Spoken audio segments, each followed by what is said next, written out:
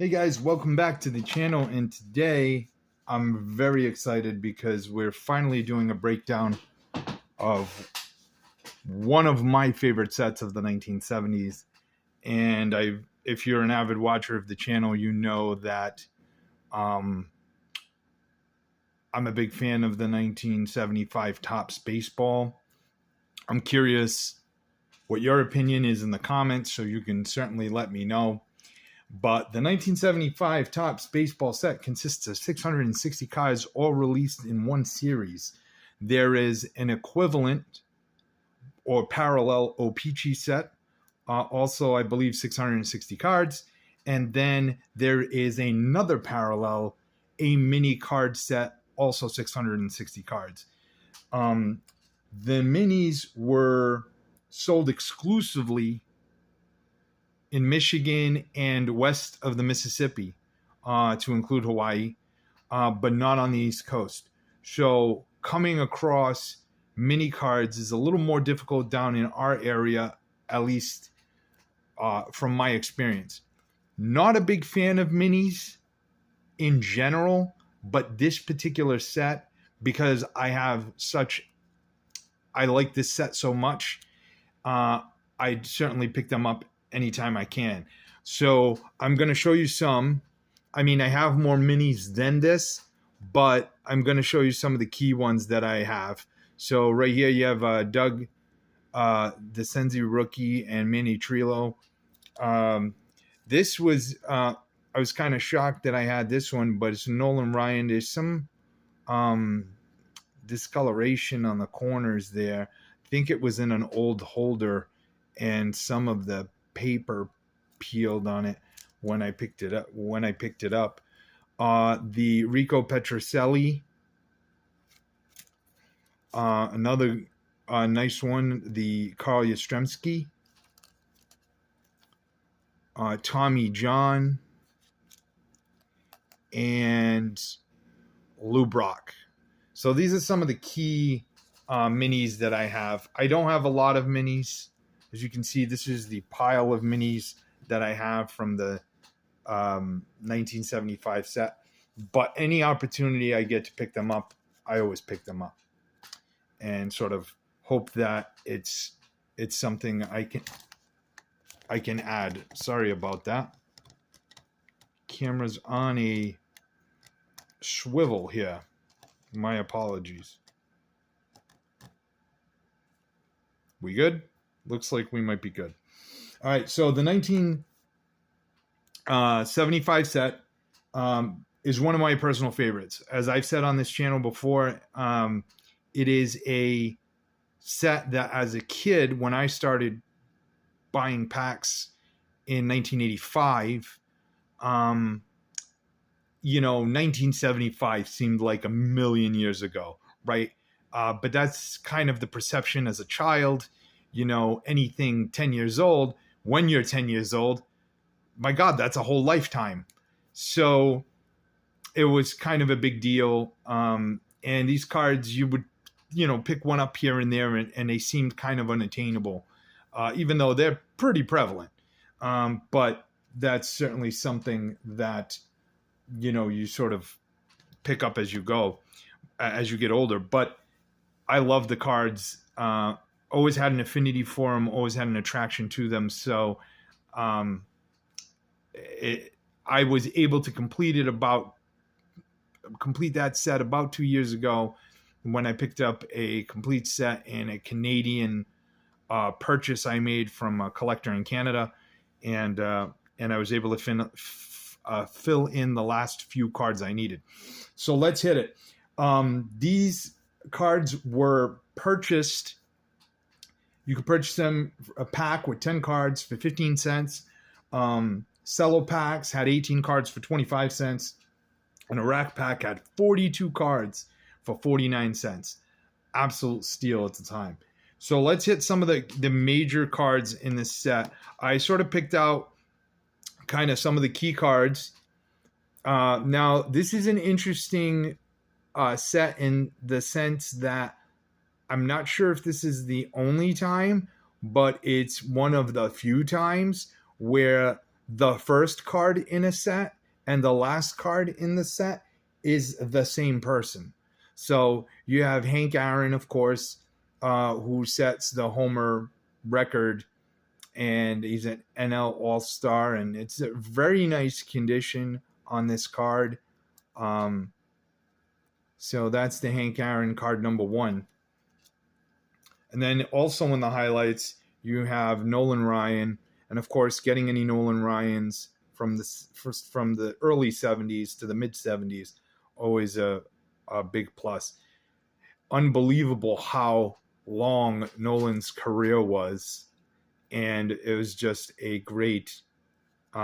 So cards from the early 70s and of course the late 60s, huge deal to get Nolan Ryan cards from that time frame. So these are really nice.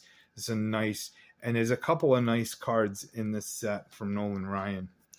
Another card that's on the list of the I picked out some of the more expensive cards. Not to say that Mike Schmidt is overly expensive in this set, but it's a third-year card, and it is probably a little less than $10 according to the database. Probably a little bit more than that on eBay, but it's a nice Mike Schmidt card. Nice condition overall. Most of the cards are in very good condition. There are a few that I would like to upgrade. I have kind of kept a list of cards that I would like to upgrade. We have Pudge Fisk, okay, Carlton Fisk, AL All-Star. This is a 4th-year card. He's 72, 73, 74, and 75. So for Fisk, this is one of the better cards for sure.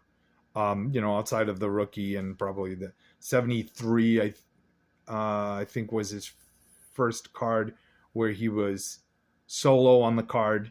So nice Carlton Fisk. Really beautiful cards. I mean, I like them. I like the color design, and that certainly makes it better.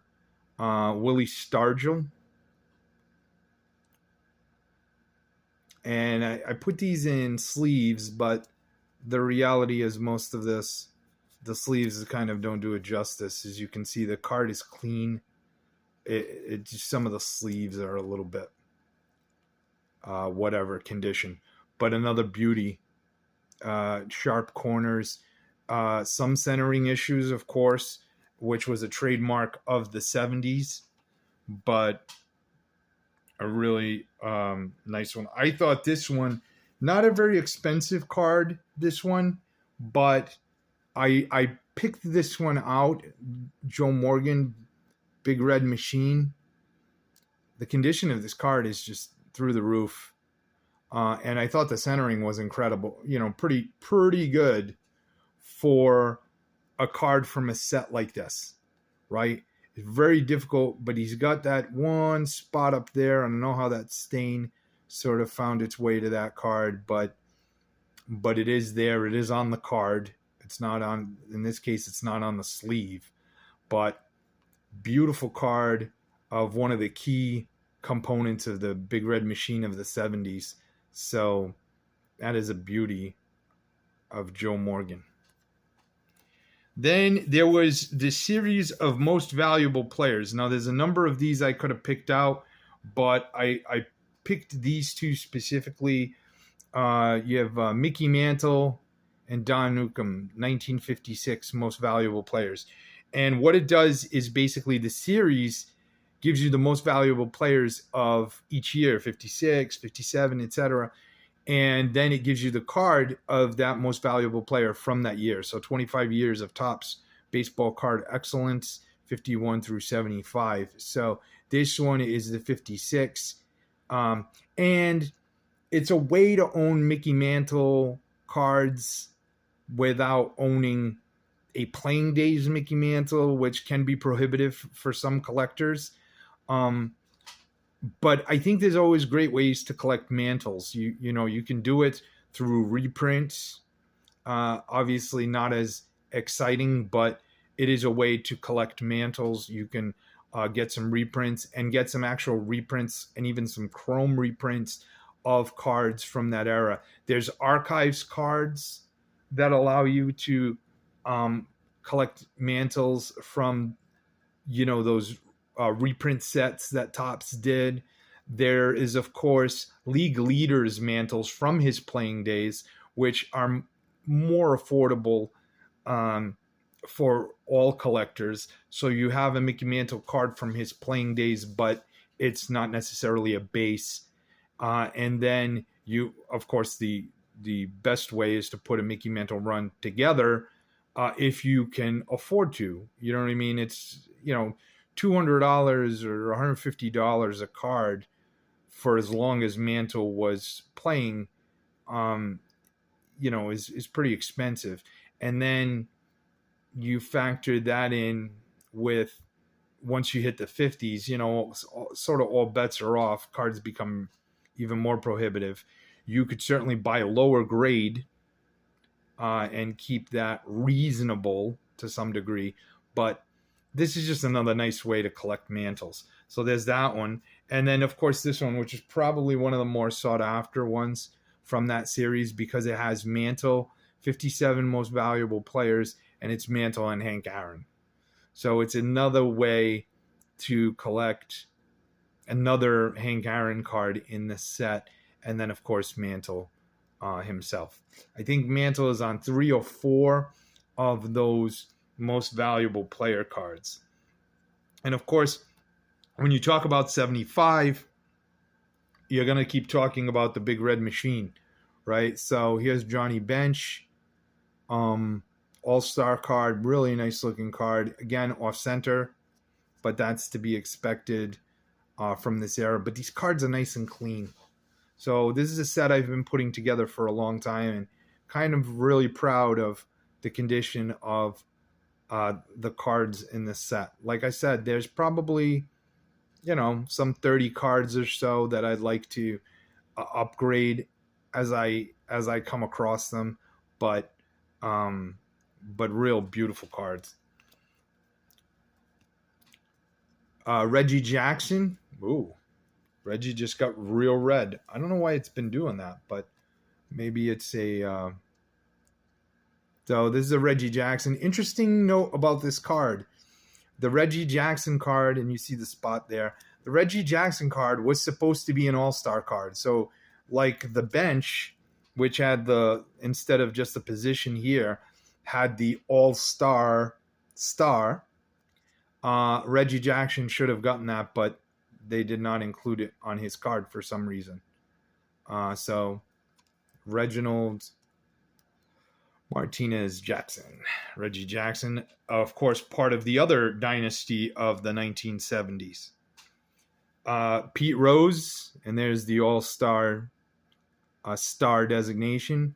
So Pete Rose, again, really crisp card. They have a little bit of an indent there, but really nice. And I'm glad that in this set I have a lot of the stars in relatively good shape. Really nice shape. So that's exciting. I'm just a huge fan of this set. Nolan Ryan. So this is card number 500. Nolan Ryan. So I have the Nolan Ryan base and the mini. The only Nolan Ryan from 1975 I think I don't have is the O-Pee-Chee. So that's a very, very good looking card. Very nice condition. And fairly well centered. I mean, it's still off center, but pretty good for 1975. And then we hit some of the big rookies from this set. Number of big rookies, which makes this set a very attractive set in terms of people who are Hall of Fame rookie collectors. So right here, Jim Rice rookie. And there's Jim Rice, recent inductee in the last couple of years to the Hall of Fame. So that's a beauty. Very nice looking card. And then the next one is Gary Carter. So the Gary Carter rookie. I don't know that Gary Carter is in the Hall of Fame, but he's certainly very sought after. This is a very sought after rookie. I'm not sure about. I don't think Gary Carter is in the Hall of Fame, but I don't know that. I'm not positive. You can let me know in the comments, but I don't think so. Gary Carter, great catcher, broke my heart when he was a Met. And then this also is not a Hall of Fame rookie, but Freddie Lynn. Freddie Lynn was a great center fielder. He might have, I think he won Rookie of the Year. He was, won a number of Gold Gloves. I think if he had stayed with the Red Sox, he probably would have been a Hall of Famer. But he decided to leave. He played for a number of teams and then sort of fizzled out over the years. And I remember as he went to different places like San Diego, not to downgrade San Diego, but he said the intensity just wasn't the same as it was at Fenway Park. Take that for what it's worth. But, he played with the Tigers and he played with Baltimore and San Diego and even the Angels. So he ended up kind of doing the rounds. And then we have here the other big Hall of Famer. I don't know if he's a Hall of Famer, actually. I don't know. Keith Hernandez. But again, a very sought after rookie card in this set. Hernandez does draw some big dollars in this set on this card. So a nice looking card for sure. This is one of the more sought after cards. Okay. It's expensive. It's card number 660, the Hank Aaron base card. I don't know if the reason that the price is driven up so high is because this is the last card in the set. But as you can see, the corners on this card, very, very sharp. Back, very clean. The only thing, obviously, about this card that, jumps out at the page at you is the horrible off-center, top to bottom and left to right. And then this print defect at the bottom. And then to wrap it up, the two big dogs. So this is a Robin Yount rookie. This is probably it is either the second or the third most expensive card in the set. That Hank Aaron can draw some serious loot. But Robin Yount is the second most expensive rookie in the set. And this one has a little bit of a ding in the corner there. But other than that, I believe I picked this card up for like $10 back in the day because of that little itty bitty ding. And certainly the prices of these cards have jumped. So Robin Yount, he is a Hall of Famer. And of course, the biggest is George Brett. So the George Brett rookie is the most sought after card in this set. Now, I got this card. I don't know if you can see it, but on each of the corners, it looks like somebody had this card in a photo album. And there's indents or impressions. I wouldn't call those creases because they certainly don't make their way onto the back. But they're impressions on all four corners, and they're obvious impressions. They don't go away. There's nothing really you can do about it. That's just the way it was in there. That collection I bought from the Canadian collector, most of the cards were in impeccable shape. I will include a video to that. I will include a link to that video in the description and at the end of this video that discusses the purchases I made from that collection. And it's just, the bulk of that set was impeccable. The bulk of those sets were impeccable condition. But the 75, the corners on the 75 set that he sent me were amazing. The only problem was almost every card had these impressions in it. So I took the cards I needed and then sold that set on eBay, detailing the fact that it had those impressions. And the person who bought it was happy to get it. For me, this is one card I need to upgrade, only because of those impressions. But the George Brett, great looking card otherwise. And that's it.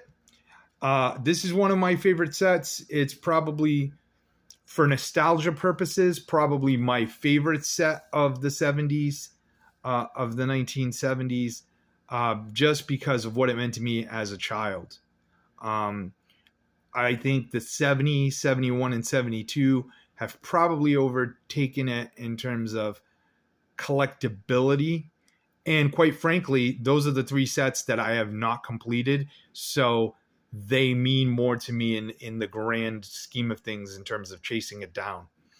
But this set will always be kind of the grail for me in terms of what it meant to me as a kid, for really nostalgia purposes. And this card and other cards like this, the Jim Rice rookie, the Robin Yount rookie, as a kid, to me just seemed completely unattainable. I'm not going to be able to get $30 or $25 from my mom for a card. It's just, she would have told me to get a job, quite frankly. So those are so having this set is really special to me in that regard. I want to thank you guys so much for watching. I know this was a slightly longer video, but this set really means a lot to me, and I hope that comes through in this video. I want to thank you guys for subscribing. We're at over 200 subscribers, and so please, if you enjoy the content, comment, like, share, and subscribe. It's 100% free. I want to thank you guys for your support. It means the world to me. And as long as you keep watching, I'll keep making them. Thanks so much for watching. And as always, guys, happy hunting. Bye.